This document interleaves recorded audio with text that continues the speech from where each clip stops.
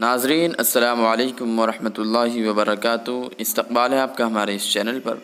ناظرین کرام، جیسا کہ آپ لوگوں کو معلوم ہے، اس سے پہلے بھی ہم نے ویڈیوز اپلوڈ کی کہ جمعیت علماء ہند نے زہر اگلنے والے میڈیا کے خلاف سپریم کورٹ میں ایک پٹیشن داخل کی تھی۔ اس کی سنوائی ہونی تھی لیکن اس پر بھی نہیں ہوئی، تو اس پر مولانا سید ارشد مدنی صاحب نے اپنا ایک بیان جاری کیا ہے کہ میڈیا کو ملک کی یکجہتی، سماجی اور بھائی چارہ، مذہبی رواداری اور ہندو مسلم کے درمیان منافرت پھیلانے کی اجازت نہیں دینی چاہیے، بلکہ ملک کی میڈیا کا ایک طبقہ ہر واقعے کو مذہبی رنگ دینے، ہندو مسلم اتحاد کو تار تار کرنے، مسلمانوں کو بدنام کرنے کا دانستہ کوشش کرتا رہتا ہے۔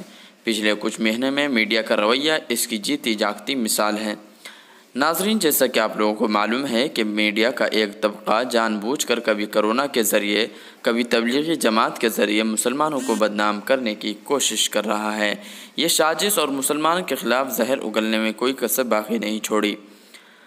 تو ناظرین، اس لیے اگر بے لگام غیر ذمہ دار میڈیا پر شکنجہ نہیں کسا تو یہ ملک کے لیے انتہائی نقصان دہ ہوگا اور اس کا خمیازہ ملک کی اکثریت اور اقلیت دونوں کو بھگتنا پڑے گا۔